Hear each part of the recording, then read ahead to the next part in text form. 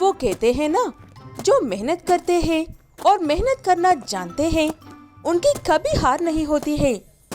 वृंदावन नाम का शहर हमेशा घड़ी के घंटे की ही तरह व्यस्त रहता है। इस सुबह से अगली सुबह तक शहर हमेशा चलता ही रहता है। ऐसे शहर में कार्तिक और कस्तूरी नाम के पति पत्नी 4 पैसे कमाने के लिए आशा की एक छोटी सी उम्मीद लेकर आते हैं। लेकिन इतने बड़े शहर में लाख कोशिशों के बाद भी उन्हें कोई ढंग के काम नहीं मिल रहा था। तब कस्तूरी को एक ख्याल आता है। कार्तिक, तुमने देखा ना, ये शहर कितना व्यस्त है। इनके पास खाना खाने का तो वक्त है, लेकिन खाना बनाने का बिल्कुल भी नहीं होगा। पहेलियों में बात करना बंद करो कस्तूरी। साफ साफ कहो ना जो कहना चाहती हो। हमारे पास इतने पैसे तो है कि हम एक छोटा सा व्यापार शुरू कर सके। हम इस शहर के जितने ऑफिस में जा सकते हैं, उतने ऑफिस में जाकर जिन्हें लंच बॉक्स की जरूरत होगी, हम उन्हें गरम गरम लंच देने का काम कर सकते हैं। कार्तिक को ये उपाय अच्छा लगता है, इसलिए दोनों पति पत्नी उस उपाय पर काम करने का फैसला करते हैं। पहले दिन कार्तिक सुबह 10 बजे ऑफिसेस में जिन जिन को लंच बॉक्स की जरूरत है उनसे ऑर्डर लेकर उनका नाम और नंबर लेता है। ऐसे कार्तिक सुबह 10 बजे से लेकर 12 बजे तक ऑफिसेस के चक्कर लगाकर कुछ ऑर्डर्स लेकर आता है। जिस समय कार्तिक ऑर्डर्स ले रहा था, उस वक्त कस्तूरी घर पर रहकर स्वादिष्ट खाना बना रही थी। कार्तिक के घर लौटने के बाद जितने लोगों ने ऑर्डर्स दिया था, कस्तूरी उतने लोगों का डब्बे तैयार करती है। डब्बे तैयार होने के बाद दोनों पति पत्नी मिलकर उन लंच बॉक्सेस को ग्राहकों तक पहुंचाते हैं। कार्तिक और कस्तूरी ऐसा हर रोज कर रहे थे और पैदल चलकर ही सबको उन्हें डब्बे पहुंचा रहे थे। तुम्हारा उपाय तो बहुत अच्छे से काम कर रहा है कस्तूरी।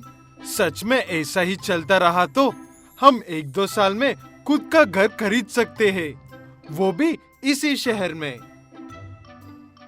घर बाद में खरीद लेंगे, लेकिन पहले हम एक गाड़ी खरीद लेते हैं। इतने बड़े शहर में पैदल फिरना अब मुझसे नहीं हो रहा। बस कुछ दिन और सब्र कर लो कस्तूरी। एक एक करके हमारी परेशानियां दूर हो जाएंगे। ये कहते हुए दोनों पति पत्नी एक दूसरे को हिम्मत देते हैं। ऐसे ही एक दिन जब कार्तिक ऑर्डर ले रहा था, तब एक व्यक्ति उससे, कार्तिक, मैं तुम्हें पहचानता हूँ, लेकिन तुम मुझे नहीं पहचानते होगे, क्योंकि मैंने तुम्हें अभी तक कोई भी ऑर्डर नहीं दिया है, क्योंकि मेरे पत्नी बहुत स्वादिष्ट खाना बनाती है। ये तो बहुत अच्छी बात है साहब जी, लेकिन आपको मुझसे क्या काम है? मेरी पत्नी इस वक्त गर्भवती है, इसीलिए वक्त पर मेरे लिए लंच बॉक्स नहीं बना पा रही है। क्या तुम यहाँ पर आते वक्त मेरे घर से मेरा लंच बॉक्स लेकर आ सकते हो? इसमें पूछने वाली क्या बात है साहब जी, हमारा तो काम ही यही है। ये कहते हुए कार्तिक और कस्तूरी उस आदमी के घर से भी लंच बॉक्स लेकर उसे देते हैं। ऐसे कुछ दिन गुजारने के बाद एक दिन कार्तिक उसी व्यक्ति को उसका डब्बा देते वक्त, साहब जी, मैंने सुना है कि इस गाड़ियों के शोरूम के मैनेजर आप ही है।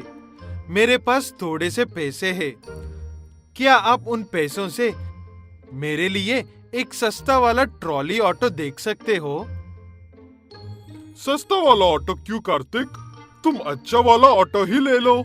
तुम्हारे पास जितने पैसे हैं, फिलहाल उतने पैसे देकर ऑटो ले लो और बाकी के पैसे हर महीने इंस्टॉलमेंट में दे दो।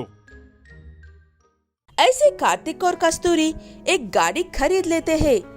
गाड़ी खरीदने की वजह से कस्तूरी को अब कार्तिक के साथ जाने की जरूरत नहीं पड़ रही थी और कार्तिक भी ज्यादा ऑर्डर्स ले पा रहा था और सब वक्त पर पहुंचा भी रहा था। ऐसे ही एक के बाद एक कार्तिक और कस्तूरी अपने काम में इतना आगे निकल जाता है कि वो दोनों पति पत्नी घर से लंच बॉक्स लेने के लिए और उनके बनाए हुए लंच बॉक्स के लिए एक ऐप बनाते हैं। उस ऐप की मदद से कार्तिक को ऑर्डर लेने के लिए जाने की जरूरत नहीं पड़ रही थी। इसलिए कार्तिक अपने उस समय को उसकी पत्नी कस्तूरी की मदद करने में लगाता है। ऐसे कार्तिक और कस्तूरी वृंदावन शहर में डब्बा वाले नाम से जाने जाने लगे थे और खुशी खुशी अपना जीवन गुजारने लगते हैं। सोमपुर गांव 2 हिस्सों में बांटा हुआ एक छोटा सा गांव है। सोमपुर में एक तरफ सारे धनवान रहते हैं और दूसरी तरफ सारे गरीब लोग हैं। लेकिन सरकार ने उन सब के लिए एक ही पार्क बनाया था। गरीबों के बच्चे हो या धनवानों के बच्चे, शाम होते ही सबको उसी पार्क में आकर खेलना पड़ता था। माँ बाप को तो पता नहीं, लेकिन धनवानों के बच्चों को वो लोग धनवान हैं, इस बात का काफी घमंड था।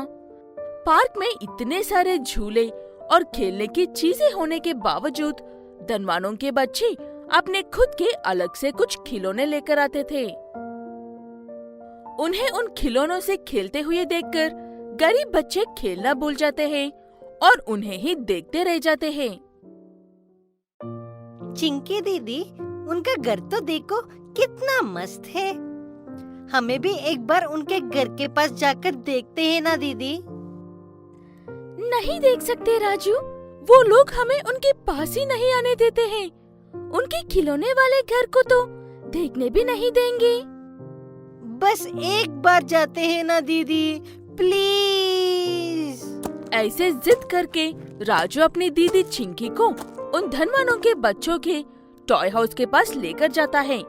धनवानों के बच्चे उन्हें देखकर, तुम लोग यहाँ क्या कर रहे हो? चले जाओ हमारे टॉय हाउस से दूर, वरना मैं इसे तोड़कर मम्मी को तुम्हारा नाम बताऊंगी। वैसे भी ये सेक्शन धनवानों का है, तुम गरीब लोग यहाँ नहीं आ सकते हो। ऐसे उन धनवानों के बच्चे राजू और चिंकी की काफी बेइज्जती करते हैं। तभी वहाँ पर उनके माँ बाप आकर उन्हें समझाते हैं कि किसी के साथ भी ऐसा बर्ताव नहीं करना चाहिए और चिंकी और राजू से माफी मांगने के लिए कहते हैं। लेकिन वो घमंडी बच्चे माफी मांगने के बजाय राजू और चिंकी को और 4 बातें सुनाकर वहाँ से चले जाते हैं। तब उन बच्चों की माँ राजू और चिंकी से, उनकी तरफ से मैं तुम्हें माफी मांगती हूँ बच्चों।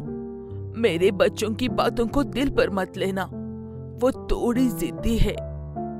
ये कहते हुए उन धनवान बच्चों की माँ भी वहाँ से चली जाती है। राजू और चिंकी उदास होकर अपने घर लौट जाते हैं। घर पहुँचने के बाद हर रोज खुश रहने वाले बच्चे आज उदास नजर आने पर राजू और चिंकी के पिता राजीव उनसे बात करते हैं। क्या बात है बेटा, इतने उदास क्यों लग रहे हो? क्या किसी ने कहा है कुछ तुमसे? कोई बात नहीं है पिताजी, हम बस ऐसे ही उदास हैं। ये कहते हुए चिंकी बात को टालने की कोशिश करती है, लेकिन राजू अपने पिता से सारी बात कह देता है।